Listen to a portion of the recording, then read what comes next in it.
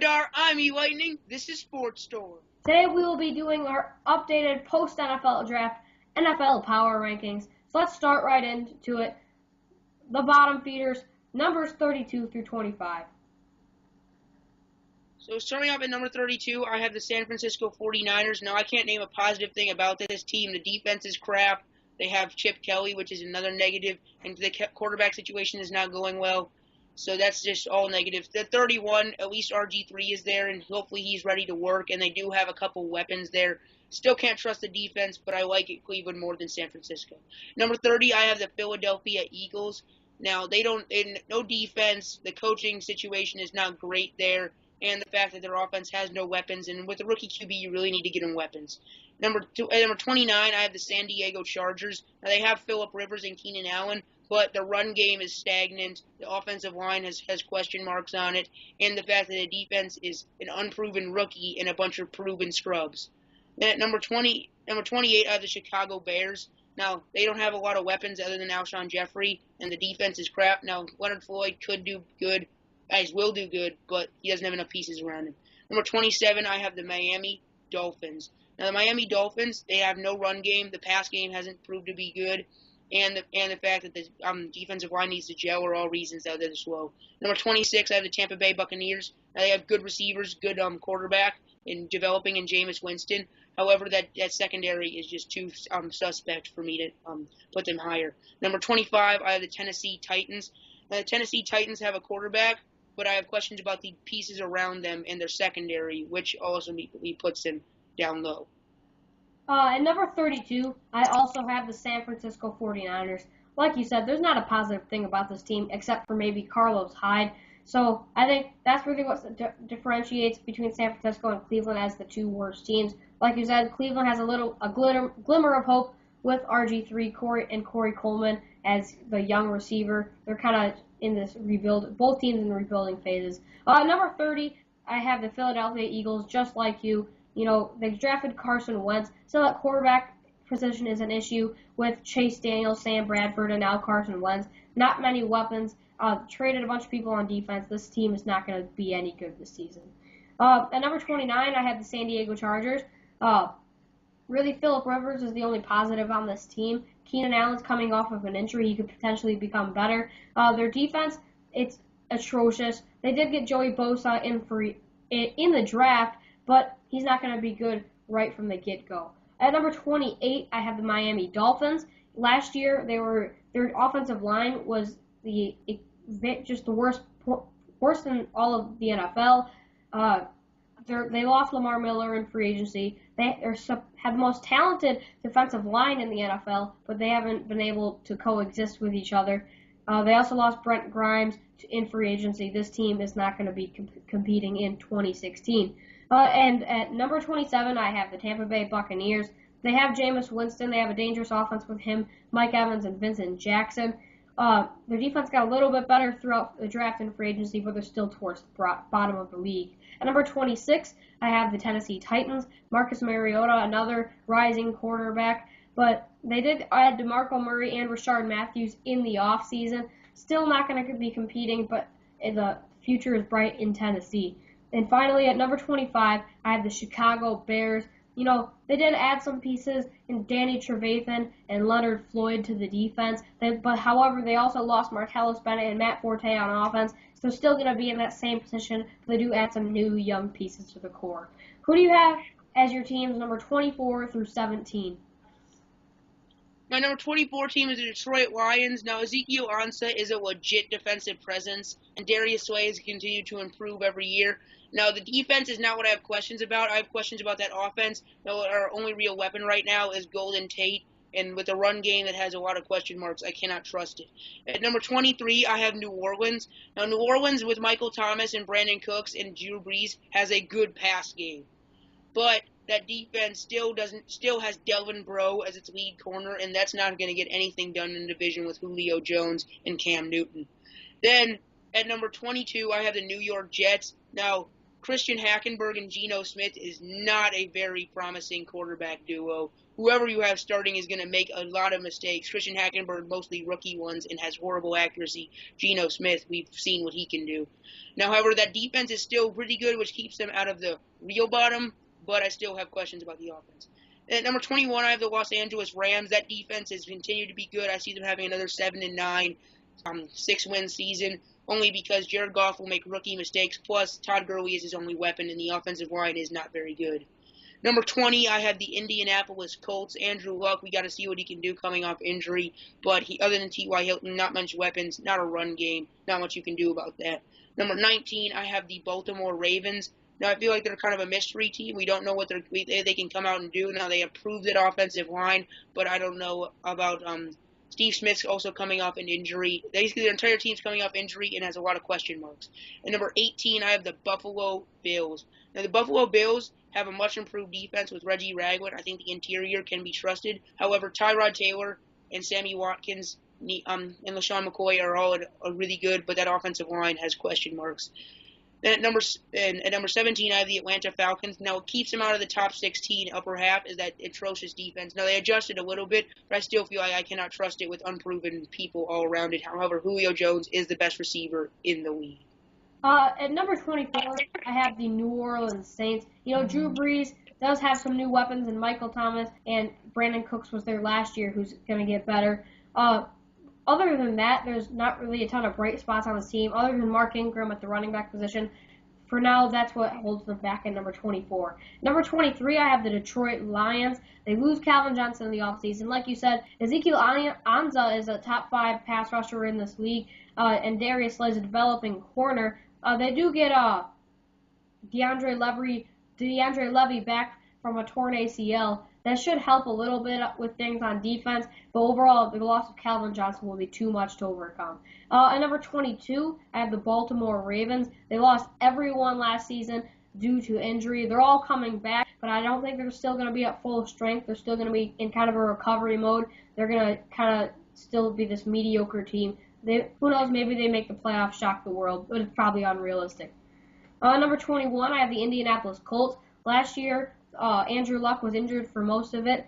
He could come back and he could be great, and they could win the AFC South again. But I think with increased competition in the AFC South, they're not going to be nearly as good as they were a few years ago. Number 20, I have the New York Jets. This really depends on Ryan Fitzpatrick's decision in free agency. If he comes back, they're going to be higher on this list considering they went 10-6 last season. But the fact that they have rookie quarterback Christian Hackenberg and inexperienced starter in Geno Smith, that's not a very good quarterback duo for you, either one that's going to start. So I have them at number 20. And at number 19, I have the Atlanta Falcons. Got a hot start to last season, but then something went wrong, and they kind of had a terrible end of the season, missed out on the playoffs. They still have the potential to do very well. I think there's too many holes in that defense to prove otherwise. And at number 18, I have the Los Angeles Rams. They do add Jared Goff in the draft, but they don't have enough weapons to surround him. So it's going to be a very similar year that they've had the last few years. Once they start getting weapons around Jared Goff, this offense could actually be very good. And at number 17, I have the Buffalo Bills. They add Reggie Ragland and Shaq Lawson in the draft. They keep most of their main pieces. Young defense, good core. If Tyrod Taylor can take it to the next level next season, they could potentially contend for a wild card spot. Who do you have as your teams number 16 through 11? Number 16, I'm going to start off with the New York Football Giants. Now, they are a very improved team, but I think the competition around them in their division has gotten better. Plus, they reached for Eli Apple when they already got Janoris Jenkins. Now, it makes a little bit more sense that they lost Prince Mukamara, but I still think a weak draft is what hurts them here. At number 15, I have the Houston Texans. Now, Jonathan Joseph has been good in the secondary for them. They also have Raheem Moore. However, I just think there's enough question marks around this team for you to and a lack of a second receiver. But I still feel like they'll be good. At number 14, I have the Cincinnati Bengals. Now, if I'm a defense right now, what once was a very potent pass game is like AJ Green, Tyler Eifert, boom, they have nothing. Now, the loss of their 2 receiver weapons definitely hurts them here. And however, the defense, I think, will still be pretty decent. At number At number 13, I have the Jacksonville Jaguars. Now, the Jacksonville Jaguars, I'm still pretty high on them. I think they have the potential to win their division, as I predict. Now, they might need a 1 year to gel before they're really good, but I still feel like all the acquisitions and the 2 rookies they're picked up are 2 of the best. I still feel like they can get high up here. Number 12, I have the Dallas Cowboys. Now, a lot of people want to put them super high because the Ezekiel Elliott pick. Now, for me, I think their offense will be very good. However, that defense, they did nothing to address that atrocious secondary, and I just cannot trust a team with a bad secondary.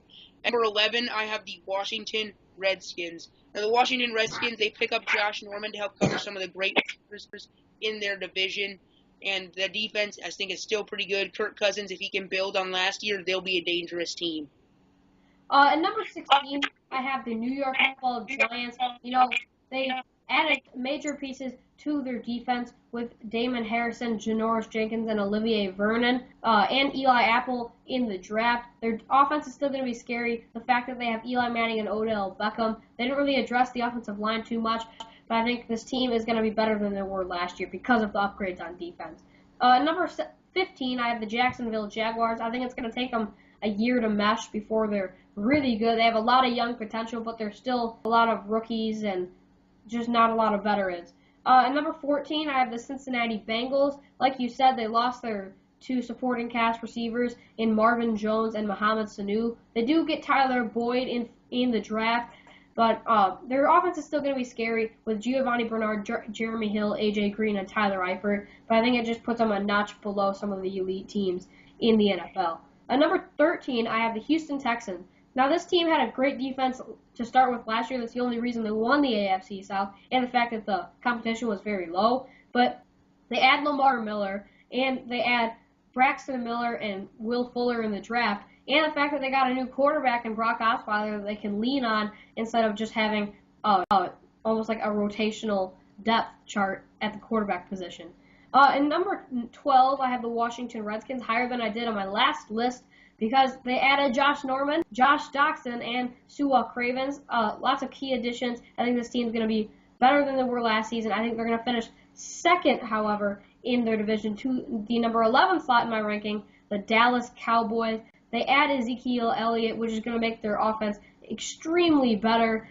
Their defense has question marks, definitely. In the secondary, didn't really add a pass rusher. Who knows, maybe Greg Hardy they can fix the issues with him, but their linebacking core is still going to be very good with Rolando McClain and Sean Lee. Who are your teams 10 through 6? At number 10, I'm going to get started with Kansas City Chiefs. Now, I think the AFC West will be a very competitive division. However, Kansas City, I feel like Sebring core is what's going to keep them back. Jamal Charles comes back. I think they could easily win the division. Number 9, I have the Oakland Raiders. I think they could win the division too. It's going to be very tight up in there. Their offense is young and their offensive line is solid to protect Derek Carr. Now, and that defense is much improved. Now, they may need to gel a little bit, and the secondary might have a few issues, but I still feel like they could be very good. At number 8, the Denver Broncos. This really illustrates how close the division. I think any of these 3 teams could win it. I mean, the Denver Broncos have, I think, the 3rd best defense in the league. Losing Peyton Manning definitely hurts, and not having a definite quarterback. But I still feel like there's weapons around Paxton Lynch or whoever, or Mark Sanchez, whoever they choose to start, that they could be good. At number 7, I have the Minnesota Vikings. Now, the Minnesota Vikings, I think Teddy Bridgewater has weapons now. It's really if he takes a step forward. Because if he takes a step forward, they could be very good and maybe even steal the division from the Packers. And at number 6, I have the Seattle Seahawks. Now, I think they easily have a very, very good defense. I mean, Earl Thomas and Cam Chancellor are the best safety duo in the league by far. Richard Sherman is still an elite corner. The front 7, I think, with the addition of Jerron Reed, now is very still solid. We're not having a very good receiving core is what hurts them here. At number 10, I have the Oakland Raiders. A lot of key additions in the offseason with Bruce Irvin and Reggie Nelson and Sean Smith. So I think this team's going to be much better. Derek Carr and Amari Cooper, ACDC, as you want to call it, for the Oakland Raiders. It's a potent combo, a quarterback and wide receiver. They add some pieces on the offensive line. This team's going to be contending for a AFC West Division championship. At number 9, I have the Denver Broncos, Super Bowl champions. They lose Danny Trevathan, they lose Malik Jackson. Aqib Talib's not going to be nearly as good as he was last year, and they lose both their quarterbacks. They have to rely on Mark Sanchez or Paxton Lynch. I think Paxton Lynch, if he does get the job, he could develop into a very good quarterback under the Gary Kubiak system, but that's not going to happen in year one. I have him at number 9. At number 8, I have the Kansas City Chiefs. I believe they're very, very underrated. Alex Smith had a career year last season. They didn't even have Jamal Charles in the offense, so they get him back. They still have Jeremy Maclin at receiver, not the most depth at receiver. They have Travis Kelce, pretty good offensive line. They do lose Sean Smith, but I don't think that's going to be a huge component in their success next year. Number 7, I have the Seattle Seahawks. They lose Bruce Irvin. They lose Russell Okung. They do add Jermaine Ifedi at the tackle position, but he's an inexperienced young lineman, so I don't think they're going to be as good last year. They lose some key pieces. And at number 6, I have the Minnesota Vikings. If Teddy Bridgewater can take the next step, now he has the weapons in Laquan Treadwell and Stephon Diggs. That defense is still elite. I have Minnesota at number 6. And who are your top 5 teams? All right, my top 5 is Green Bay Packers. Now, the Green Bay Packers, I think the receivers around him, other than Jordy Nelson, around Aaron Rodgers, are not as good as they were. Randall Cobb, I think, took a step back last year. Now, he won't be forced into the number 1 role, but I still feel like defenses will not trust. I think Aaron Rodgers will not trust him as much. And also, the interior defense, middle linebackers, and D tackles are very questionable. At number 4, I have the Pittsburgh Steelers. The only thing I think wrong with this team is an uncertain secondary. But hopefully their draft pans out. Artie Burns, hopefully. But if they don't, they're still having an electric offense. At number 3, I have the New England Patriots. Now, I think you could easily argue these top 3 teams in any order you wanted. I just have New England at 3 only because they're only real. Martellus Bennett, everybody's really super high on, and he's a good tight end. But 2 tight end stats don't really scare defenses, and there's not many plays you can run with them that will really scare. Plus, the division has good linebackers. That's the only thing keeping them back. Number 2, I have the Arizona Cardinals. I think they have one of the best defenses in the league. They get Nkemdishi. The draft class was very solid. Deion Buchanan is one of the most versatile players in the entire league. And plus, that pass game has 2 very good playmakers and receivers and a good running back. At number 1, it's the Carolina Panthers. They have the best quarterback right now, and they also have a very good defense. Now, the secondary, we have questions about that, but I think that's the only thing you can question with this team. Number 5, I have the Pittsburgh Steelers. I originally had them higher on the list, but they didn't have a very good draft, and Martavis Bryant is suspended for the entire season, so that kind of notches down that electric offense. It's still going to be very good with Le'Veon Bell and Antonio Brown as the weapons, along with Ben Roethlisberger at quarterback, but this team is not going to be as good as some people think they are. Number 4, I have the Green Bay Packers. Jordy Nelson comes back. He was a huge part of the offense that they didn't have last year. He's going to be back in the offense. How Clinton Dix is going to get better. I think he's going to develop into one of the better safeties in the NFL right now. They do lose B.J. Rahi to retirement. Clay Matthews moves to the outside linebacker position. They have some questions in that interior defense, but overall I think this team's going to be back to its elite form. At number 3, I have the Arizona Cardinals. I think their front 7 is aging. They do add Robert Nkemdishi through the draft. Deion Buchanan, very versatile player. Tyrann Mathieu, Patrick Peterson, going to be one of the best duos in the secondary. Other than that, this offense was very scary last year. I think overall, just aging and the time is going to catch up to them. At number 2, I have the Carolina Panthers. They showed vulnerability in their final game of the season against the Broncos, obviously.